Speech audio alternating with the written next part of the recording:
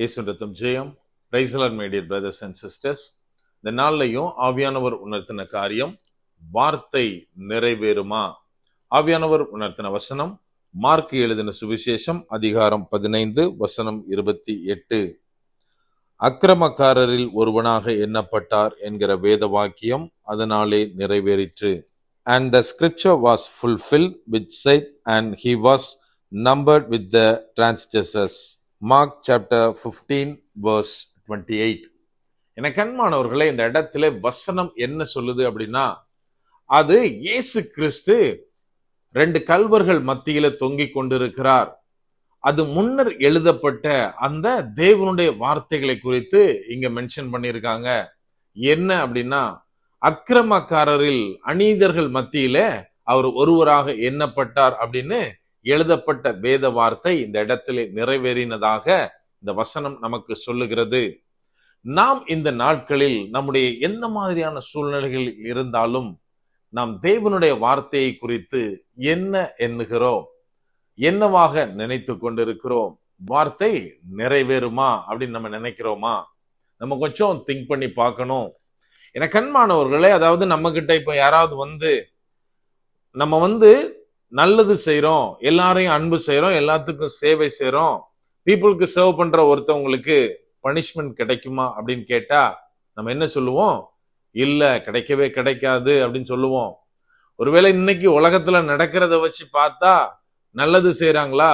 ஆமா, அவங்களுக்கு கெட்டதுதான் நடக்கும். நல்லது செய்யறவங்களுக்கு, நிறைய பேருக்கு சர்வ் பண்றவங்களுக்கு பனிஷ்மெண்ட் தான் கிடைக்கும் அப்படின்னு ஒருவேளை சொல்லலாம். ஆனா இது நடந்தது இப்போ இந்த கரண்ட் வேர்ல்ட்ல கிடையாது. கிட்டத்தட்ட 2000 வருஷத்துக்கு முன்னாடி அப்போ என்னவாக தேவனுடைய வார்த்தை வெளிப்பட்டிருக்கு அப்படின்னா, மனுஷகுமாரன் வருவார், அவர் அக்கிரமக்காரர்களில் ஒருவராக எண்ணப்படுவார் அப்படின்னு. தேவனுடைய வார்த்தை வரும்போது அதை பேசினவரும் சரி, அங்க கேட்டுக்கொண்டிருந்தவங்களும் சரி பயங்கரமா ஷாக் ஆயிருப்பாங்க. ஏன்னா நம்மளுக்கு தெரியும், தேவனிடத்தில் ஒரு சின்ன ஒரு பிழை கூட கிடையாது. எந்த ஃபால்ட்டும் இல்லாத ஒரு மனுஷன், ஜனங்களை நேசிக்கிறவர், அன்பு செய்கிறவர், பீப்புளுக்கு எல்லா அற்புதங்களையும் செய்கிறவர். இவர் எப்படி அக்கிரமம் செய்கிறவங்கள ஒருத்தரா மாறுவார் அப்படின்னு அந்த நாட்கள்ல நினைச்சிருப்பாங்க. நம்ம கொஞ்சம் யோசித்து பார்த்தோம் அப்படின்னா, இயேசு கிறிஸ்துவை பத்தி நம்ம பிறப்புல இருந்து அவருடைய வாழ்க்கையின் ஒவ்வொரு நிகழ்வுகளையும் பார்த்தா, தன்னிடத்தில் எந்த எல்லார் மேலும் அவர் மனதுருகி அவங்களை சுகமாக்கினார், மனதுருகி அவர்களை உயிர்ப்பித்தார். இன்னும் அநேக அற்புத அடையாளங்களை அவர் ஜனங்கள் மேல வச்ச அந்த அன்பினாலும் இரக்கத்தினாலும் அவர்களுக்கு அற்புதம் செய்தார். இன்னும் சொல்ல போனா, நமக்காக தன் ரத்தத்தை சிந்தி நம்மை மீட்டெடுத்தார். ஆனா என்ன நடக்குது அப்படின்னா, அவர் யார் மத்தியில தொங்க விடப்பட்டார்? 2 கல்வர்களுக்கு மத்தியிலே. அப்படியானால் எது நடக்காது அப்படின்னு நம்ம நினைச்சிட்டு இருந்தாங்களோ ஜனங்கள், அந்த காரியம், தேவனாலே உரைக்கப்பட்ட காரியம் நிறைவேறிற்று அப்படின்னு இந்த இடத்துல பார்க்கிறோம். என கண்மானவர்களை, இன்னைக்கு நாம இருக்கிற இந்த சூழ்நிலையில சில வார்த்தைகள் தேவனாலே தரப்பட்ட தீர்க்க தரிசன வார்த்தைகள். நம்ம நினைக்கலாம், நான் இருக்கிற இந்த நிலைமையில அது நிறைவேறதுக்கு சான்ஸே இல்லை, அதெல்லாம் முடிஞ்சு, அதுக்குள்ள பாசிபிலிட்டிஸ் எல்லாம் முடிஞ்சு பல வருஷம் ஆயிட்டு பிரதர், எந்த விதத்திலும் காலங்கள் மாறுவதற்கும் என்னுடைய சிச்சுவேஷன் சரியாகிறதற்கும் சான்ஸே இல்லை அப்படின்னு நினைக்கலாம். நான் ஒன்னே ஒரு காரியத்தை மட்டும் சொல்ல விரும்புகிறேன். நம்மளுடைய ரட்சிப்பு இதுக்கு ஒரு பெரிய உதாரணம். உதாரணத்துக்கு என்ன எடுத்துக்கிட்டாலே, என்னுடைய 30 வயசு வரைக்கும் இந்த பைபிளை நான் தொட்டது கிடையாது, நான் கொஞ்சம் கூட நினைச்சது கிடையாது. நான் இந்த பைபிள் எடுத்து பிரசங்கம் பண்ணுவேன், ஒரு இவாஞ்சலிஸ்டா மாறுவேன் அப்படின்னு. ஆனால் தேவனுடைய அழைப்பு, தேவனுடைய வார்த்தை வரும்போது, நாம் என்னதான் வேற மாதிரியான சூழ்நிலைகளில் இருந்தாலும், நாம் கடந்து வந்த பாதை அவ என்டையர்லி டிஃபரெண்டா இருந்தாலும், தேவ வார்த்தை என்ன சொல்லுகிறதோ, தீர்க்க தரிசனம் என்ன ஆவியானவரிடத்திலிருந்து வருகிறதோ அது நிறைவேறித்தான் ஆகும்.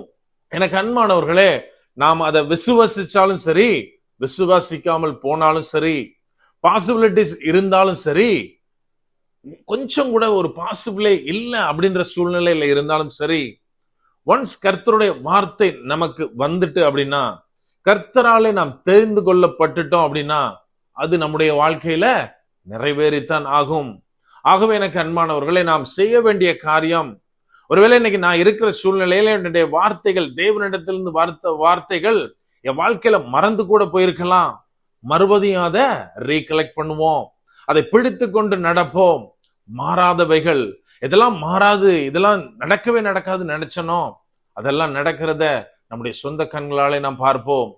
அப்படியே கண்களை மூடுவோமா? அன்பான ஆண்டவரே, இந்த நேரத்திலே அப்பா உம்மை நோக்கி பார்க்கிறோம். ஆவியானவர், நீர் எங்களோட இருக்கிறீர், அதற்காக நன்றி செலுத்துகிறோம். அப்பா, நீர் தந்த ஒவ்வொரு வார்த்தைகளுக்காகவும் வாக்கு தத்தங்களுக்காகவும் இந்த நேரத்துல நன்றி செலுத்துகிறோம். அப்பா, சில நேரத்துல நாங்க எங்களுடைய சூழ்நிலைகளால தகப்பனே இந்த காரியம் எங்க வாழ்க்கையில சம்பவிக்காது அப்படின்னு நினைக்கிறோம். கர்த்தருடைய வார்த்தை எப்படி இந்த இடத்துல கிரியை செய்யும் அப்படின்ற மாதிரி அநேக நேரத்துல நம்பிக்கை இழந்து நாங்க காணப்படுகிறோம் தகப்பனே. ஆனாலும் எங்களுக்கு வசனம் திரும்ப திரும்ப அநேக இடத்துல கற்றுத்தருகிற ஒரு காரியம், உடைய வார்த்தை அது என்ன மாதிரியான சூழ்நிலையா இருந்தாலும் அது நிறைவேறும். பொய் சொல்ல நீர் ஒரு மனிதர் அல்ல என்று வாசிக்கிறோம தகப்பனே. உண்மையிலே உமது வார்த்தை மேலே விசுவாசம் கொண்டு ஒவ்வொருவரும் நாங்கள் நடக்க, அதை பிடித்து கொண்டு நடக்க ஆவியானவரே நீர் எங்களுக்கு உதவி செய்யுங்க. நாங்கள் பெற்றிருக்கிற அந்த வாக்கு தத்தங்களை சுதந்திரிக்க எங்கள் சொந்த கண்களால ஒவ்வொரு மாற்றத்தையும் காண ஆவியானவரே நீர் எங்களுக்கு கிருபை பாராட்டுங்க. முற்றிலுமா எங்களை தாழ்த்தி ஒப்பு கொடுக்கிறோம். பலப்படுத்தி ஆசீர்வதிங்க. மீட்பர் இயேசுவின் மூலம் ஜெபிக்கிறோம். ஜெபம் கேளும் எங்கள் நல்ல பிதாவே. ஆமென்.